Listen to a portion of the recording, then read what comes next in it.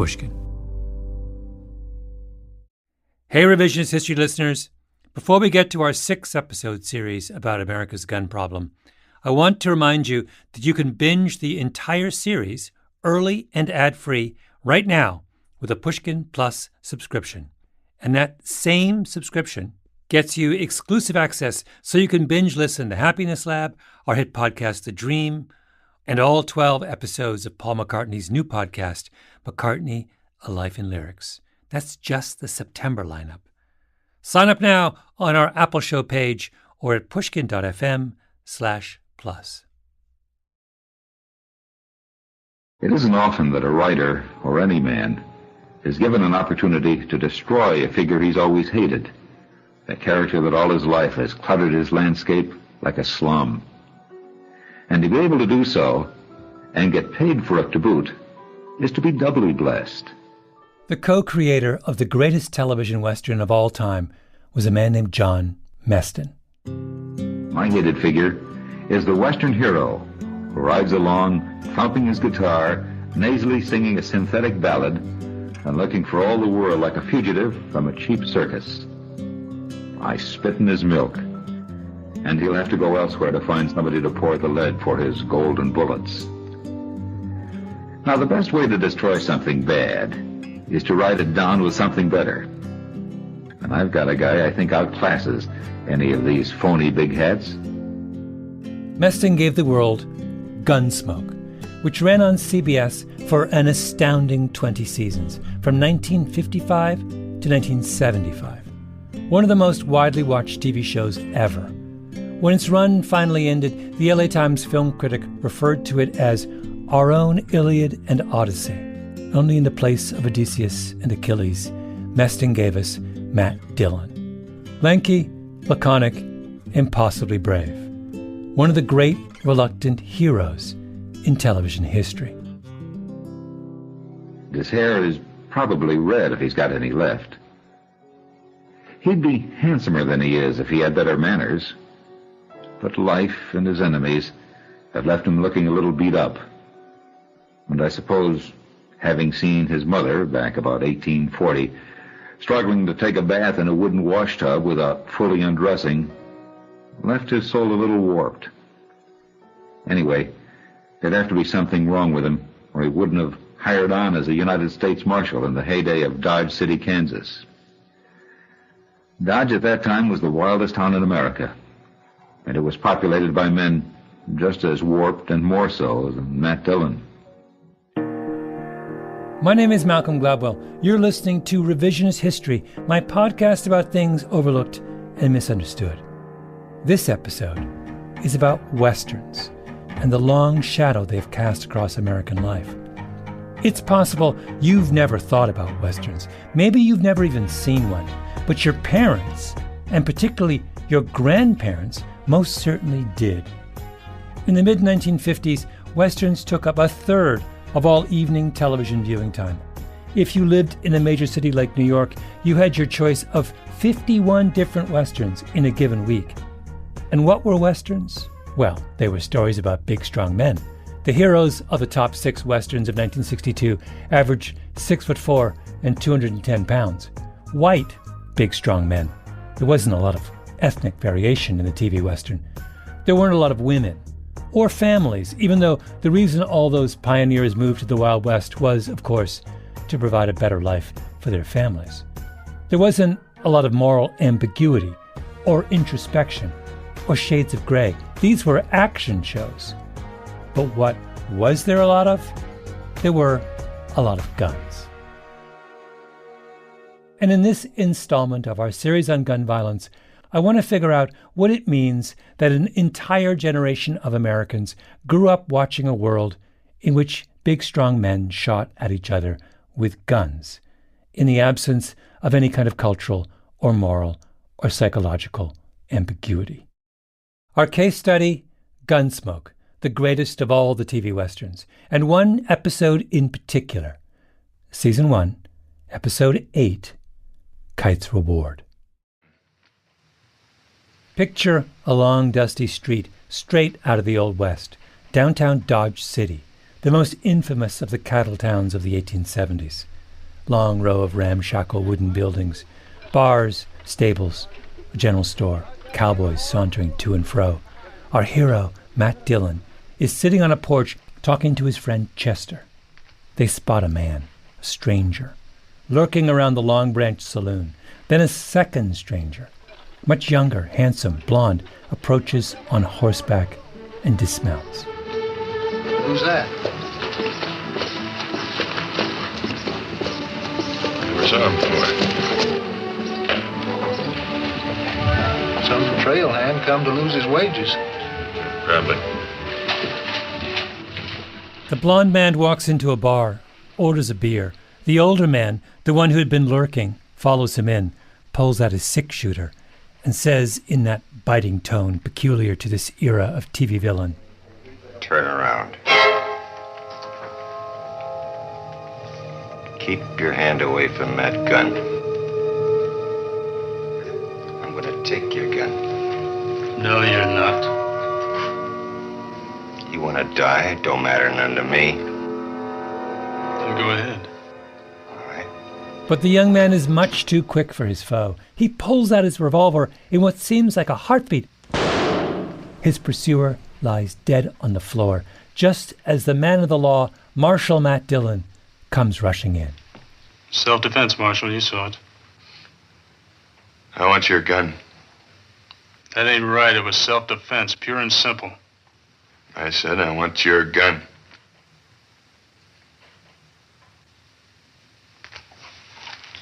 All right, take it. And Matt Dillon takes his gun away. Now, let's pause here, because this is a hugely significant moment. First thing, maybe an obvious thing, this whole scene is very American. CBS made a Western set in Canada at around the same time. It was about a Mountie named Sergeant Preston, who went around saving damsels in distress with the aid of an adorable dog named King. Sergeant Preston never resorted to violence. He relied on his wit, his courage, and the assistance of his adorable dog, King. How did every episode end? Sergeant Preston turns to King and says, "Well, King, this case is closed." I mean, how Canadian is that? It's one of my greatest regrets that during my Canadian childhood, we didn't have a television in our house, and so I never got a chance to learn of the role that large, fluffy dogs played in taming the Canadian North. Oh, but Gunsmoke? That's a different story. Episodes of Gunsmoke did not end with Matt Dillon saying, "Good doggy, good doggy." Second thing, why do we care so much about Gunsmoke? Because, and this is important, I'm trying to solve a puzzle having to do with the 2022 case of New York State Pistol and Rifle Association v. Bruin. The landmark decision where the Supreme Court ruled that a New York state law restricting handgun licenses was unconstitutional.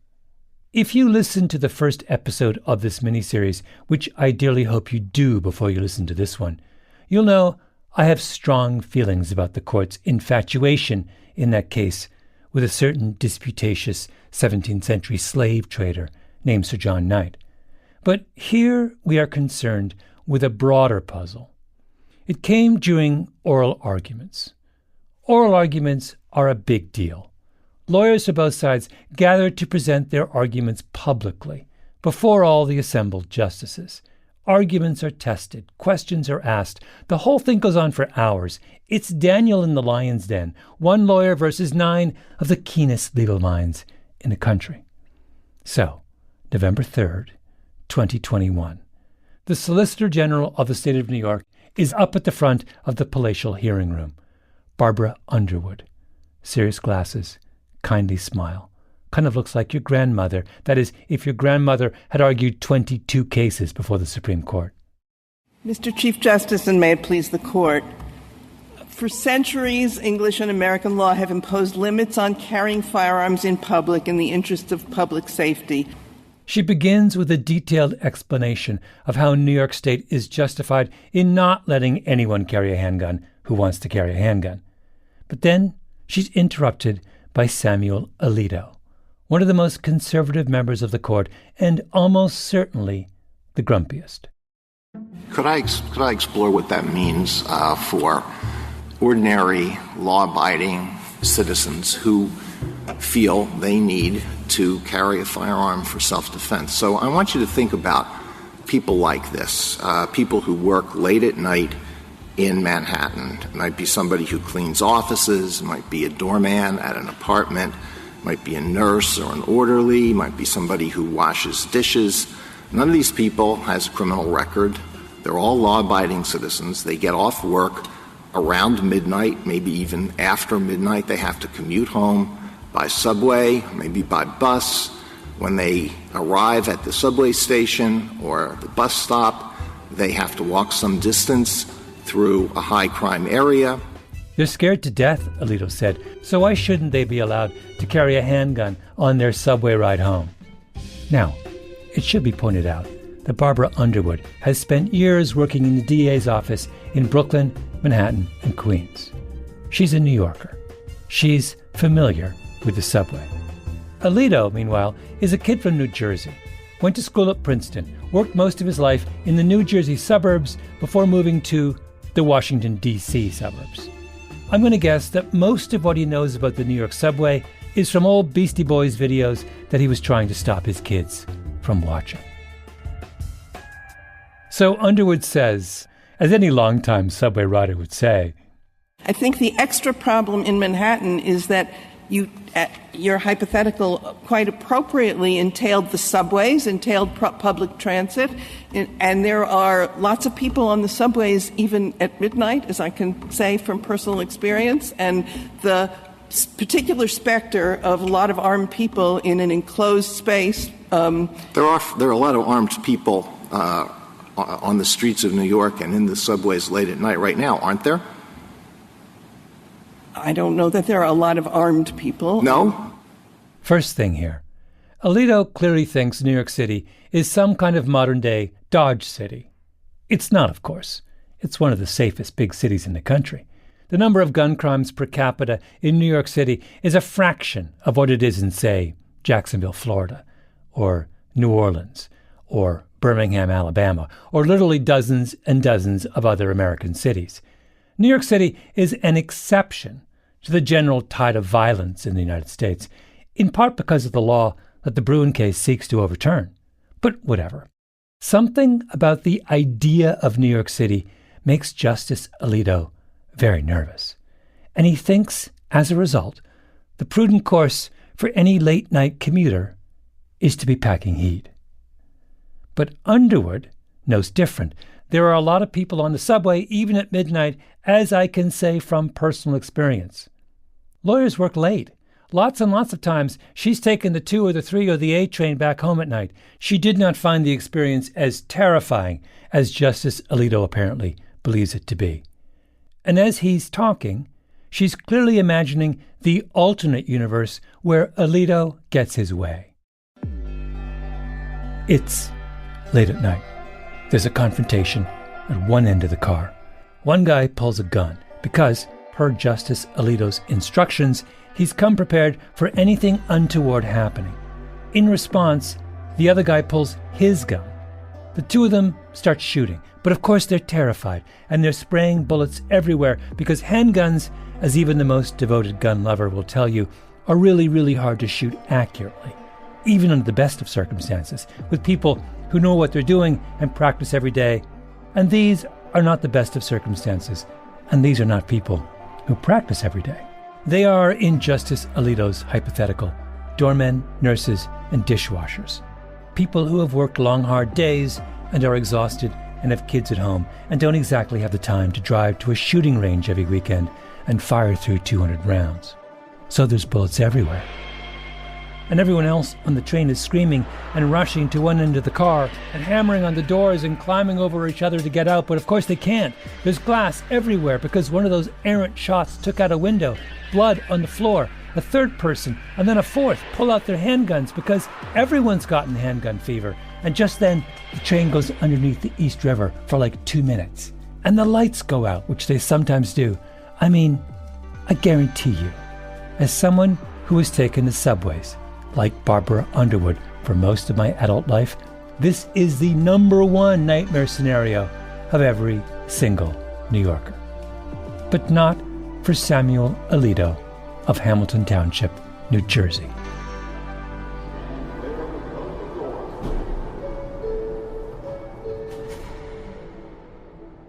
How many people with illegal guns, if that's what I'm talking about. Yeah. How many illegal guns were seized by the New York Police Department last year?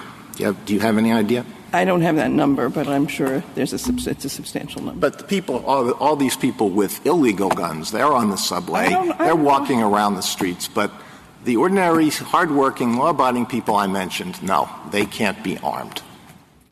Samuel Alito is in the grip of a peculiar and powerful fantasy that says that below the surface of one of the safest cities in the country, late at night, all rules of civilization have been suspended. You're on your own. And Barbara Underwood, who no doubt prepared long and hard for this date before the highest court in the land, does not seem to have prepared for this. I mean, who would? How would she have guessed that Samuel Alito thinks the A Train is Lord of the Flies? Well, I think the subways when there are problems on the subways, are protected by the transit police is what happens, because the idea of proliferating arms on the subway is precisely, I think, what terrifies a great many people. The other point is that proliferating guns in a populated area where there is law enforcement jeopardizes law enforcement, because when they come, they now can't tell who's shooting, and the shooting proliferates and accelerates. She's trying really, really hard at this point, not just to say, "Are you effing kidding me, Jersey boy? Have you ever ridden a subway before?" But Barbara Underwood is a lawyer of long experience. Her obligation is to her client, not her own mounting feelings of incredulity. So she takes a deep breath and holds it in. And in the end, that's why there's a substantial law enforcement interest in not having widespread carrying of guns. So here's the puzzle. Where did this completely lunatic idea come from? How did Samuel Alito, legal powerhouse, come up with this weird, violent fantasy where the best path to ensuring the safety of a subway rider is to encourage that rider and all of his fellow commuters to stuff a handgun in their waistband and face down their assailant mano a mano on the A train as it passes underneath the East River? There are countless law review articles devoted to the origins of the American love affair with guns, histories of the evolution of our thinking about the Second Amendment. When confronted with a powerful idea, we assume that it has deep and serious roots. But come on. This isn't an idea. It's a fantasy. And where do fantasies come from? From the stories we're told in childhood. When I look at grown-up Samuel Alito dreaming about bad guys on the A train, I think of little Sammy Alito growing up in the 1950s in Hamilton Township, New Jersey.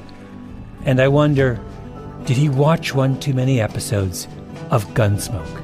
In particular, episode 8 from season 1, Kite's Reward.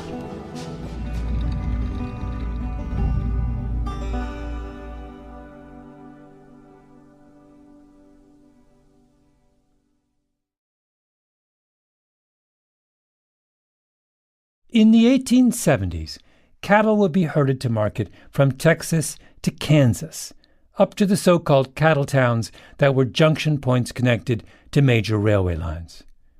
The longest-lived and most infamous of those cattle towns was Dodge City. It sits on the banks of the Arkansas River and was connected by rail to the east to Kansas City. In its heyday, Dodge City was like Fort Lauderdale during spring break, only with a fraction of the girls. Just lots of young men, alcohol, and guns. 1,200 full-time residents, 19 bars, filled with fortune seekers, buffalo hunters, cowboys, gamblers, desperados, what they call in westerns, hard characters. Here's a typical Dodge City story that appeared in the Wichita Beacon in November of 1872.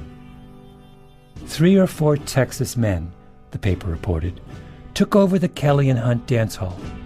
One of them made whiskey and sugar free to everybody, while the others kept up the dance, music, and condiments until daylight. I think you're getting the picture. The article goes on. The dance room was also occupied by a gambling outfit. Oh, okay. One of the Texas men, who were giving away the free booze and sugar, accuses one of the gamblers of cheating and, quote, grabbed up the entire wealth of the concern to appropriate it, unquote. Whereupon, one of the gamblers fractured the skull of one of the Texans with a 6-shooter. He dies. The cowboys come to the aid of their fallen comrade. There's a gun battle. 2 more are shot dead. A 3rd wounded. The bodies are thrown out onto the street. And here's the crucial detail. The party goes merrily on. That's Dodge City. As you can imagine, the tabloids of the era couldn't get enough of this. The expression, which I'm sure you've heard, "we gotta get out of Dodge," is a reference to Dodge City. So what is Gunsmoke? It's a TV show set in Dodge City, where the hero, Matt Dillon, has the job of restoring law and order amidst the mayhem. Every other episode begins with a shot of Dillon squaring off against a bad guy on the main street of Dodge. He outdraws him, shoots the bad guy dead. Then, after the credits, we see Dillon walking through a cemetery where all the many dead are buried, and in voiceover, delivering a little homily about the enormous weight on his shoulders. They all drifted here to Dodge City, one time or another. The Buffalo Killers, the Saddle Bums, the Spoilers. It's the end of the track and the start of the wilderness, the dumping ground of odds and ends and beginnings and leftovers. It's a place to stop and take the kind of pleasure you need. It's a place to pass through, and sometimes it's a place to die. So, Episode 8, Season 1, Kite's Reward. The young blonde man's name is Andy. He's just shot the stranger dead. Dillon has taken his gun. They go back to Dillon's office, where Andy is given a lecture. Trouble sure come running after you in a hurry, didn't it? What's a man supposed to do in this town? Stand there and take a belly full of bullets? Then Dillon says, "I can give you back your gun, but I think you shouldn't wear one anymore. You're too good with it. You're going to get a reputation. People will come after you to see if they can best you." It happened to me once, Andy. And it's happening to you.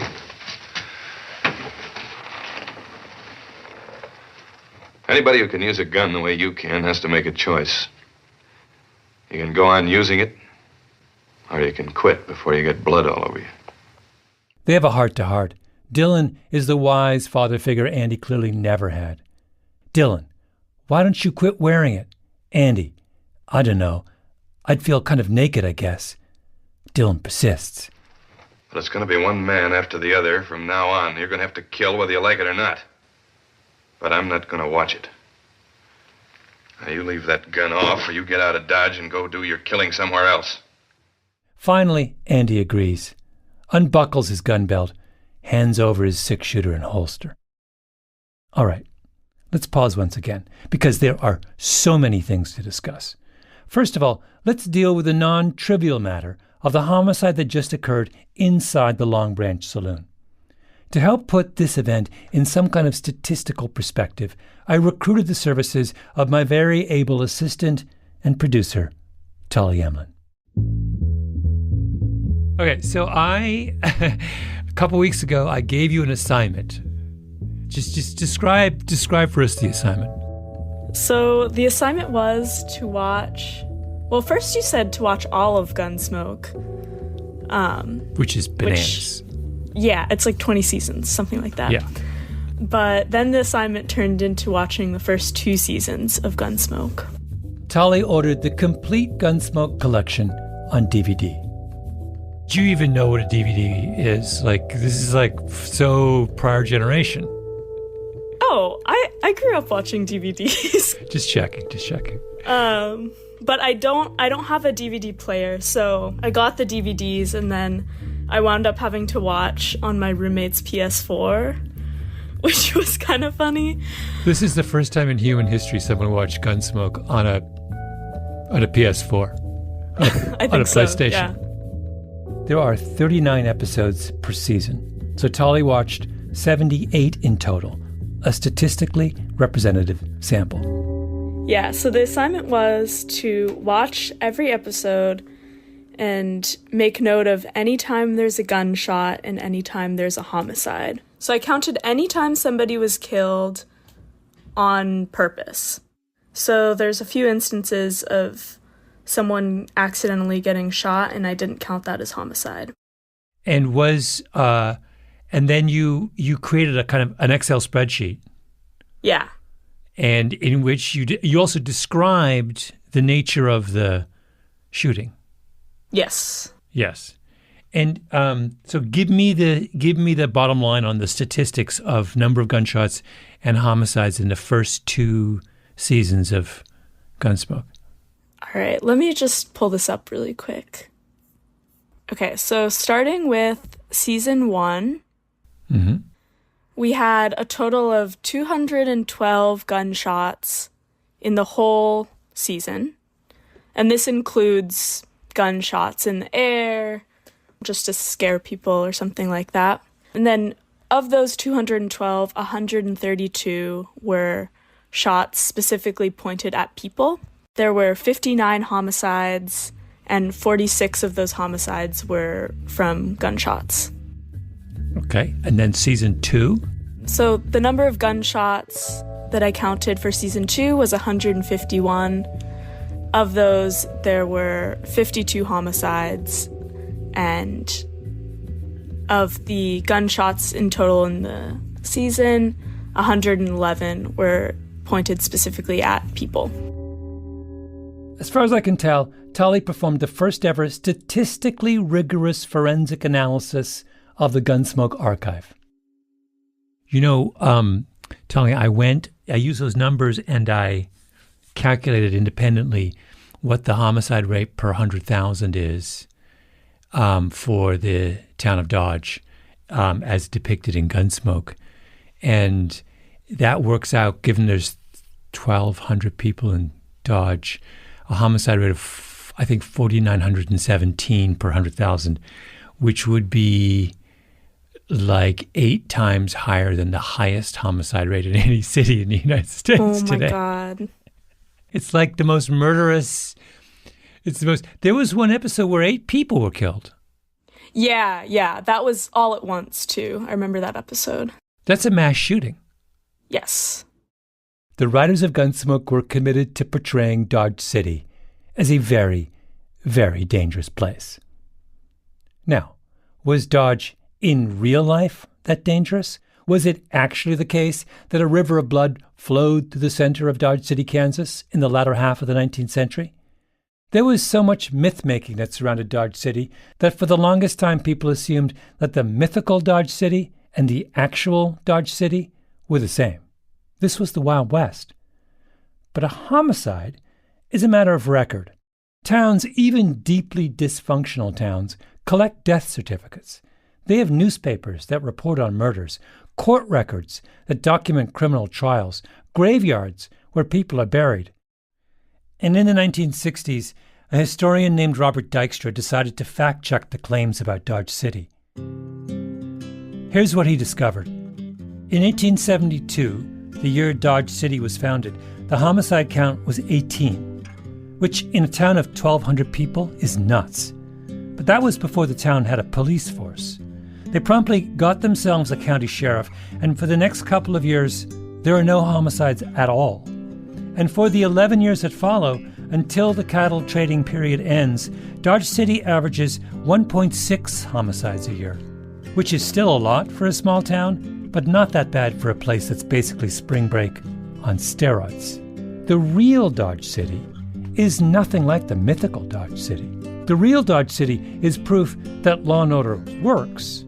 You bring in a lawman and the place goes back to normal, which is 100% the opposite lesson of television's Dodge City, isn't it? Gunsmoke says that you can be blessed with a diligent, wise, rangy, indefatigable, courageous U.S. Marshal, the legendary Matt Dillon, and he will invariably catch the bad guy and gun him down on the street, but at the very thing that police are supposed to do, and in fact do in the real world, that is, stop murders from happening, Matt Dillon is helpless.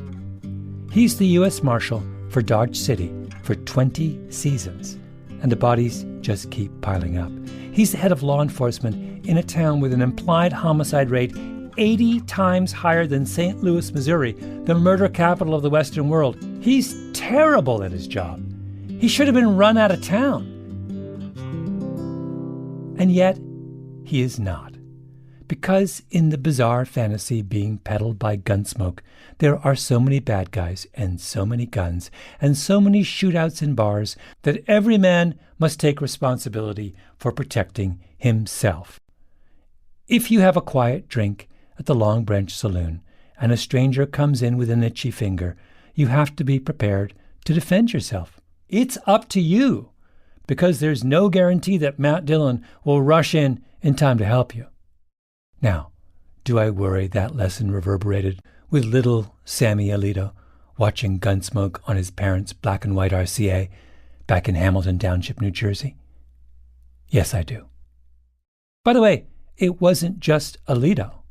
Right after Alito goes off on his strange rant about the perils of the A train, guess who chimes in? Justice Brett Kavanaugh. Of course he does. Brett Kavanaugh, child of the Washington, D.C. suburbs, whose only experience of mass transit was being carpooled to private school in the back of his mother's Dodge minivan. What if you're a runner? You say, I run a lot. And as you correctly pointed out earlier, there are a lot of serious violent crimes on running paths. It's a real problem. It's a real problem? Justice Kavanaugh now wonders if the runners of New York would be well served strapping on a Glock in order to defend themselves against the murderous grievances of their fellow joggers as they trudge their way around the Central Park Reservoir. If Barbara Underwood was taken aback by Sam Alito, then Kavanaugh, she's like, what is happening? She tries to explain. Have you thought about what would happen if New York issued a handgun to anyone who wanted one? The problem with the shall issue regimes is that they multiply the number of firearms that are being carried in very densely populated places, and there is a much higher risk, without assuming any ill intent on the part of the carriers of weapons. They greatly proliferate the likelihood that mistakes will be made, fights will break out. Barbara Underwood dearly does not want to find herself in the middle of a gun battle when she walks her dog around the reservoir on a Sunday morning. But she's not up against a rational argument here. She's up against a fantasy shared by a whole group of middle-aged men on the Supreme Court.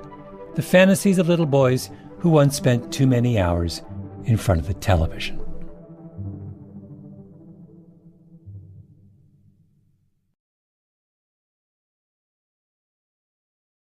The heyday of Dodge City, the real Dodge City, overlaps with the invention of one of the most important firearms of that era, maybe one of the top 5 most important weapons ever, the 6-shooter, patented by Samuel Colt, perfected by Mr. Smith and Mr. Wesson. So revolvers were fairly easy to get by about 1850, but by 1870 and 1880, you could order them for just a few dollars through a catalog. It was incredible, the number of revolvers that were available and circulating in public as compared to decades past. That's the historian Brennan Rivas. The pistols of the early 19th century were cumbersome, unreliable, inaccurate. People were more worried about Bowie knives than they were about handguns. The arrival of the revolver changed all that. The invention of a weapon with a cylinder filled with bullets that rotates every time the trigger is pulled solved every problem that plagued the 19th century handgun. So you have a proliferation of a gun that is a significant innovation. It's cheap, it's effective, it has all kinds of other... Can you describe a little bit the kind of social and political response to the proliferation of the revolver? Well, a major response from American people was to talk about how sad it was that people were being shot all the time. You see a tremendous outpouring of sadness and frustration that lives are being lost, people's lives are being ruined, all as a result of someone resorting to using these really deadly weapons. So the social response was something that we're not altogether unfamiliar with. The primary media of the day talking about and lamenting the loss of life as a result of these weapons, and saying that something should be done.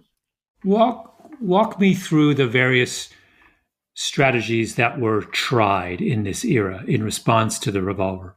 Well, the first strategy is what scholars are now calling public carry laws. And they started out by prohibiting, in statutory language in clear black and white, you can't carry or conceal these certain weapons in public spaces, and there would be some sort of a penalty. There were laws prohibiting guns from certain sensitive places, taxes imposed to make guns more expensive. If we just use Texas as our example, so how many of those strategies are being deployed in Texas in the latter part of the 19th century? I believe all of them except for personal taxation and banning the sale of certain weapons. So in Texas, by 1900 in Texas, there was a sensitive places law that was very broad. It covered everything from polling places on election days to circuses. Any public gathering was a disarmed space. There was also a public carry law that applied not only to concealed weapons, but to openly carried weapons as well. So you could not carry a Bowie knife or a pistol or various other concealable deadly weapons in public beyond the confines of your own property at all. By the turn of the 20th century, there were also taxes on gun dealers and a law against selling arms to minors. So Texas gun laws in 1890 are way more restrictive than they are in 2023. Yes. And is Texas an outlier in those years?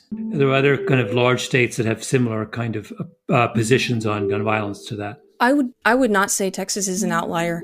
It was a very common approach. Huge parts of the country were covered by gun control laws in the 19th century, laws that would seem unacceptable today. That's how much people were spooked by the rise of the revolver. There's even a subspecialty of American history devoted to digging up all the old gun laws that were on the books around this time. Patrick, can you do me a favor? Can you pull up the list of cities that you know had gun control ordinances in the late 19th century, and just read me 20 of the city names. Okay, I'll go to my appendix because I have these things all over the place. This is Patrick Charles, one of the leading gun law sleuths. All right, that's good. So I think great examples are, so if we go to California, right, we got Sacramento, we've got San Francisco, Napa, Santa Barbara, Los Angeles, Alameda. If you go to Kansas,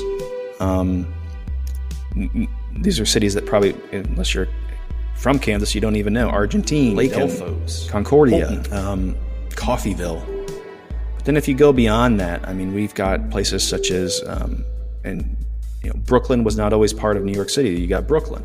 You've got Nashville, Tennessee, St. Louis, Missouri, Wheeling, West Virginia, St. Paul, Minnesota, Berlin, Wisconsin, Evanston, Illinois. There's also Chicago had it. So stop there. Guess who else had a gun law in place? Dodge City, Kansas. After that first murderous season in 1872, the town cracked down. At the bridge over the Arkansas River, which every cowboy crossed on his way into Dodge City, there was a big sign: the carrying of firearms strictly prohibited. The law said that you had to check your gun at the sheriff's office or town hall or some other designated building. One spot was the local brick factory. The owner said that at one point he had hundreds of revolvers stacked up in his storeroom. You got a chit, like a coat check token, which you turned in for your gun when you left town.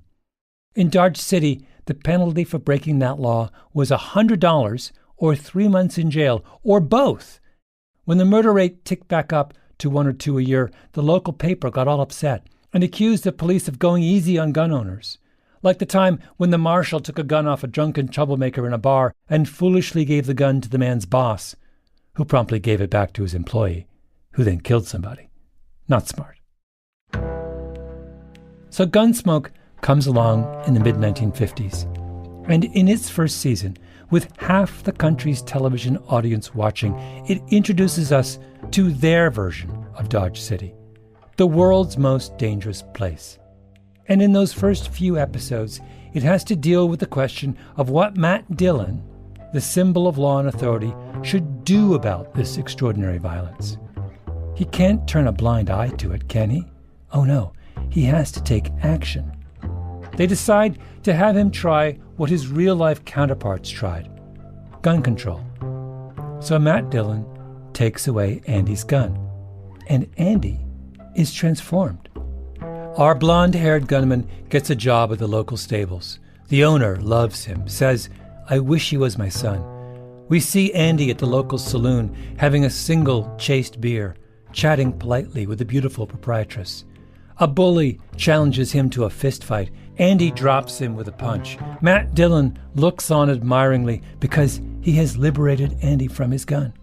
Dillon has been given moral purpose. Andy has been given redemption. Both men see a way forward out of the unrelenting bleakness that is Dodge City. You know something, Marshal? What? You was right about me not wearing a gun. I'm glad I took it off.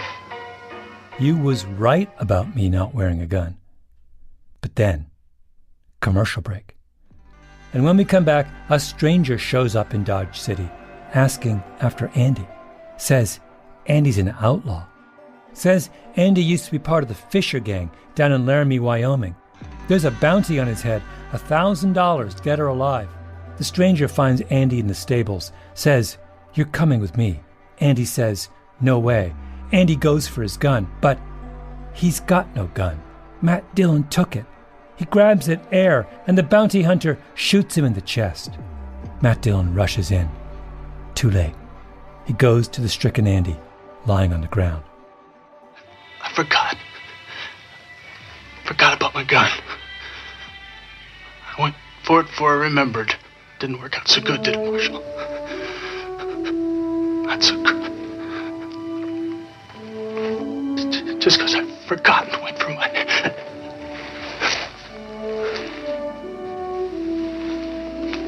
He dies, and the bounty hunter turns to Matt Dillon. He went for his gun. I had to kill him. Dillon is gazing, grief-stricken, into the endless prairie horizon. No, you didn't kill him. What? I killed him. And somewhere in the suburbs of Hamilton Township, little Sammy Alito, already dreaming of one day wearing the long black robes of the High Court, learns a lesson he will never forget. Guns don't kill people. Gun control does.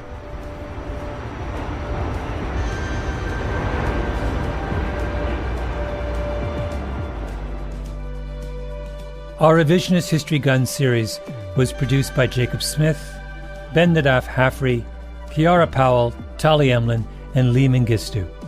We were edited by Peter Clowney and Julia Barton, fact-checking by Arthur Gompertz and Cashel Williams.